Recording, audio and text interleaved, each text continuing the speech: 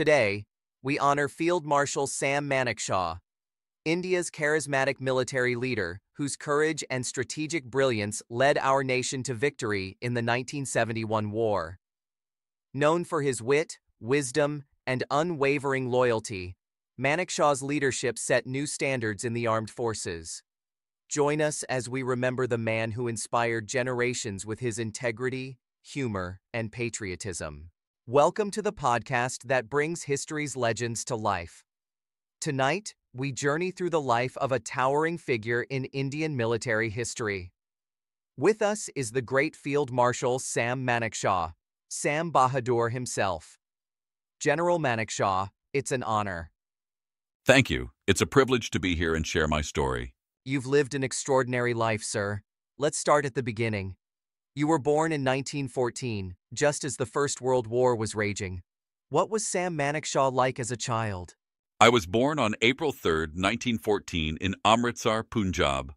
My family was Parsi. My father, Dorabji Manekshaw, was a doctor in the British Indian Army, and my mother, Hirabai, was a homemaker. Discipline and learning were always valued at home. I grew up knowing that service to the nation was an honorable path. As a boy, I attended Sherwood College in Nainital, where my elder brother was actually a principal. Sherwood was rigorous, and my days were filled with books and sports. Even then, I showed a bit of that stubborn spirit. I was always tall for my age, intelligent but mischievous. I got into plenty of healthy trouble, but I learned to be punctual, dutiful, and brave. In fact, I remember hiding candies under my pillow as a child. The headmaster found them and scolded me, but I just grinned and said it was for morale. Those gentle scoldings taught me to admit mistakes. By the time I finished school, I knew I wanted to be a soldier, like my father. In 1932, I was among the first 40 cadets selected for the Indian Military Academy in Dehradun. That was a moment of pride. It meant Indians were finally being trained as officers. The training was tough, but I thrived.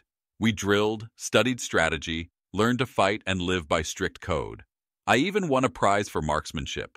And soon after, you were commissioned as a young officer? Yes, in February 1934, I became a second lieutenant in the 12th Frontier Force Rifles. Imagine me, just 20 years old, in uniform for the first time. That was also when I married my dear wife, Silu. We met in Lahore in 1937 and married in 1939. She was from Bombay and had graduated from Elphinstone College, bright, witty, and she made an excellent wife. Throughout my career, she stood by me in every peace and war. Together, we would later have 2 daughters. Family was my bedrock even when I was away fighting. Then came World War II. You fought in Burma, and those experiences became legendary. The early 1940s were dark times. I was posted with my battalion in Burma in 1942 when the Japanese invasion was sweeping down the coast and threatening India. I commanded A Company of the 4th Battalion, 12th Frontier Force. One day in February 1942, on the banks of the Sitang River, we were ordered to hold back the enemy so that our forces could blow the bridge and retreat safely. My men and I fought fiercely. During a counterattack, I was hit by a burst of enemy machine gun fire. 9 bullets tore into my abdomen. I collapsed. No one thought I'd live. I awoke in a field hospital. The Australian surgeon on duty was astonished I was alive. He asked with a straight face, "What happened to you, son?" I managed to grin and said, "A bloody mule kicked me." For a moment he frowned, and then he laughed. He saw I still had my sense of humor, and he said, "You're worth saving." They saved me that day. Later, as news of my ordeal spread, Major General David Cowan, commander of the 17th Indian Division, came by. He took off his own military cross ribbon and pinned it on my chest, saying, "A dead man can't be awarded a military cross." I was alive, and I wore that medal proudly from then on. That battle taught me many lessons: courage under fire, the importance of humor in dark times, and the deep loyalty of soldiers. The men of my company, including my loyal Batman Sher Singh, who carried me to safety, are true heroes. I recovered from those wounds after many surgeries, and soon was back at the front, still in Burma, still fighting. I was wounded a second time before the end of the war. But each time I survived, only to come back stronger. You earned the nickname Sam Bahadur during this time. How did that come about? The Gorkha soldiers of the Indian Army gave me that name. After independence, I joined the 8th Gorkha Rifles. The British officers had been replaced, and I became the first Indian to command a Gurkha battalion. One day, I met a young Gorkha sentry. I asked him his name, and he said, Harka Bahadur Gurung. I asked if he knew my name. After a pause, he looked up and replied, Sam Bahadur. He meant Sam the Brave. I liked that name. Bahadur means brave, and I certainly respected the incredible bravery of Gurkha soldiers. The name Sam Bahadur stuck with me. It reminded me to live up to it. After World War II and India's independence in 1947, how did your career proceed? After independence and partition, many things changed. My old regiment, the 12th Frontier Force Rifles, went to the Pakistan Army. I transferred to the Indian Army's 8th Gorkha Rifles, which became my new home. The country was in turmoil. We immediately were thrown into the First Indo-Pak War over Kashmir in 1947-48. I was still a young officer, but we pushed hard to defend key mountain passes and towns. It was brutal mountain warfare, but we held the line and liberated some territory. In 1953, I was honored to be appointed Colonel of the 8th Gorkha Rifles, a position I held with pride until my very last day. The soldiers called me Bahadur to my face. In the years that followed, I continued to rise through the ranks. I took a staff course at Quetta, served on staff duties, and even spent a year helping with the resettlement of prisoners after the Japanese surrender in Indochina. I went on a lecture tour to Australia in 1946, sharing our lessons from war. Back home in India, I helped plan operations during partition. By 1957 or so, I was commanding a brigade and later became commandant of the infantry school. I also became colonel of the 61st Cavalry. Eventually, I commanded a division in Jammu and Kashmir, and later an army corps in the northeast. Each role prepared me for the greater responsibilities ahead. In 1961, you famously stood up to Defense Minister V.K. Krishna Menon. What happened? Yes, those were challenging times. Mr. Krishna Menon was very political and had strong opinions about the Army's leadership. He wanted Lieutenant General Thamaya to be removed as Army Chief for political reasons and tried to have me support it. I refused. I told the minister that the Army must not be used for political chess. That earned me some enemies. In mid-1962, I was actually sidelined and was given what some called a dead-end posting. I was made General Officer Commanding, the Sherwood College, which was frustrating after so many years. But fortune favors the brave. In the very fall of 1962, when China invaded, Mr. Menon resigned. Prime Minister Nehru then sent me rushing back to the front lines in Assam. When I arrived, our troops were demoralized, thinking the Chinese were unbeatable giants. My first order to the division was straightforward. There will be no withdrawal without written orders, and those orders shall never be issued. The men cheered. I walked up and down the bunkers, talking, laughing, convincing them that the Chinese soldier was not 10 feet tall, just a man like any other. With that, the retreat stopped and our defense stiffened. It was a proud moment. We held firm against the odds. The morale turned around, and the Army started fighting back effectively. That's iconic, General. In fact, a quote from that time is etched in our history textbooks. By December 1962, a ceasefire was in place. You were vindicated. I did my duty. Those were hard lessons learned. Leadership means standing by your convictions, even when it's unpopular. The next year, in 1963, I was appointed Army Commander Western Command. Then in 1964, I took over Eastern Command, which faces East Pakistan. Under your command, both the Eastern and Western Commands saw action. The 1965 war with Pakistan was the next big test. Indeed. In 1965, Pakistan launched attacks at multiple points on our western border. I was overseeing the eastern sector, but we were also involved in shoring up defenses in the west. The fighting was fierce, tanks clashing in the desert, infantry fighting up hills. But the Indian Army held its ground and gradually pushed back the invaders. The war ended in stalemate, But we proved that our army was no pushover. We had some losses, yes, but we stopped all enemy offensives. To me, the true heroes were the soldiers, young men who fought and sometimes died. Victory or defeat means less than how bravely they fought. Your leadership shone through. In 1969, you became the Chief of Army Staff. How did that feel? Becoming chief in June 1969 was a solemn honor. I remember kneeling in prayer when I received the letter of appointment.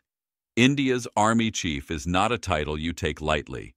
I vowed to the nation and to my family and to those young officers who were following me that I would serve to the best of my abilities.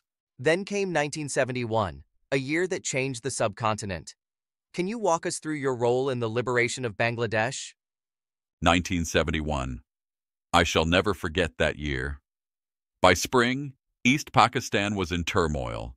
Millions of our Hindu brothers and sisters were fleeing refugees into India, escaping unimaginable cruelty. Prime Minister Indira Gandhi and our government knew something had to be done, but they were worried about the risks. The Prime Minister came to me early on and asked, "General, are you ready to protect these people and the border?" It was my duty. So I said, "Madam Prime Minister, I have been ready for years. I am always ready, sweetie." And she smiled at my bluntness.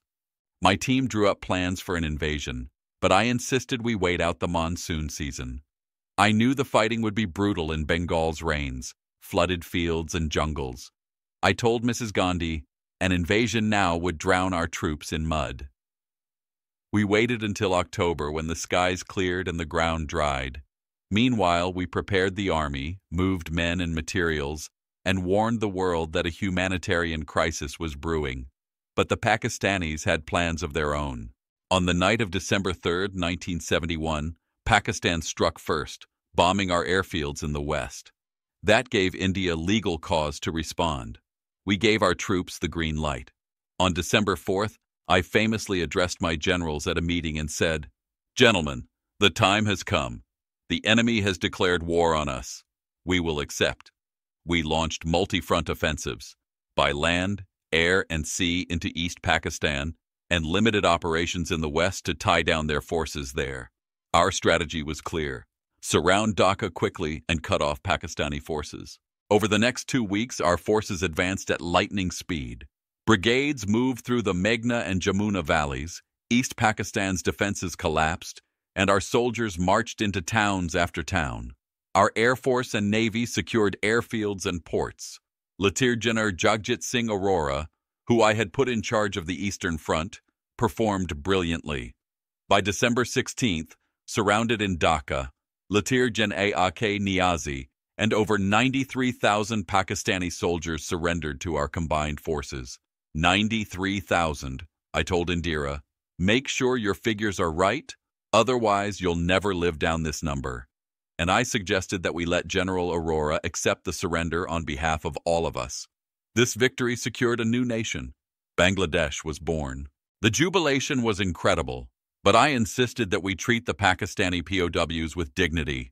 What they suffered must not be repaid with cruelty. The world watched as our troops captured so many men without bloodshed. Mrs. Gandhi even asked me to go to Dhaka to receive the surrender in person. I told her, "Madam Prime Minister, I will gladly go if it is to accept the unconditional surrender of the entire Pakistani army. Otherwise, let General Arora have that honor." Ultimately, Arora accepted it, and I thought that was right.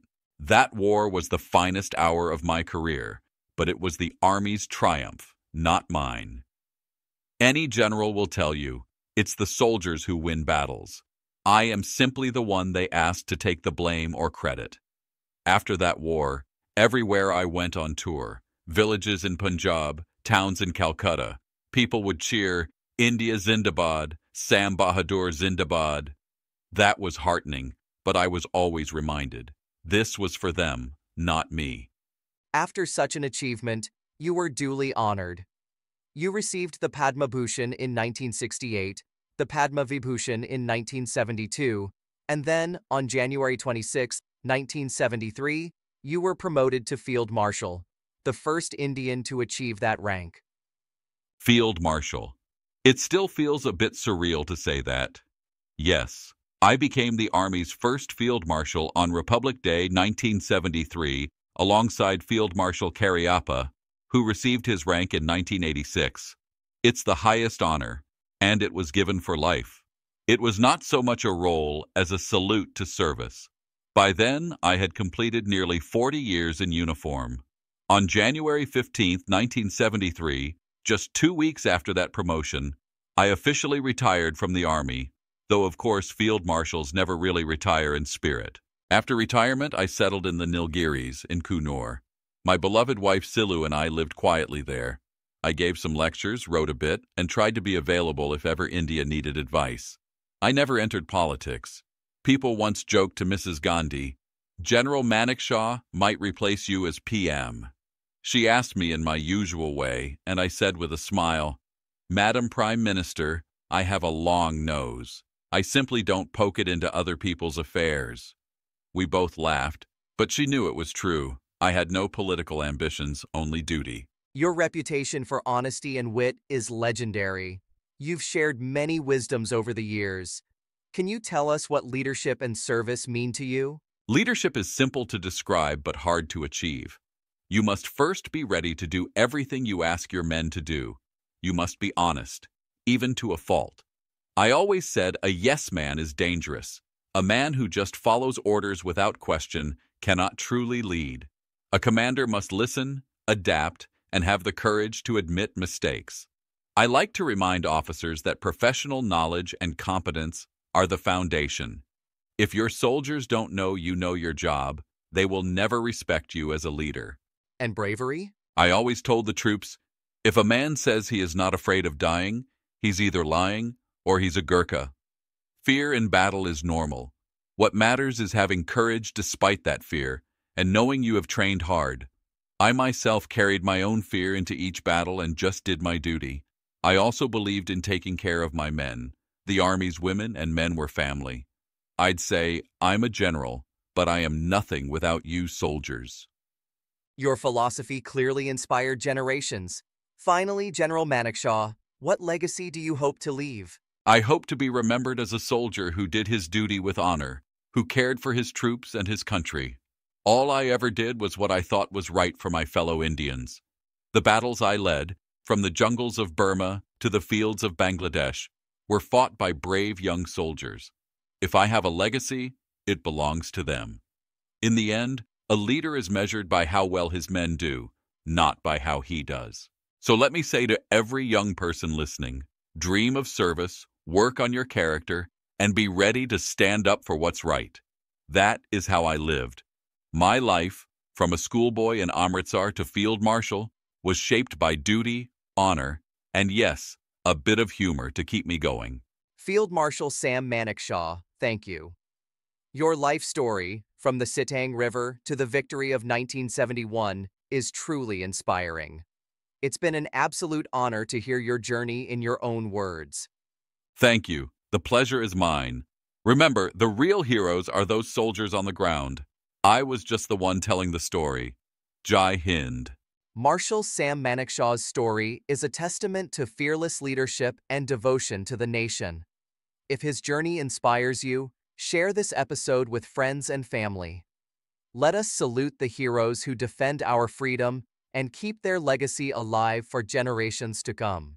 Jai Hind, Bharat Mata Ki Jai.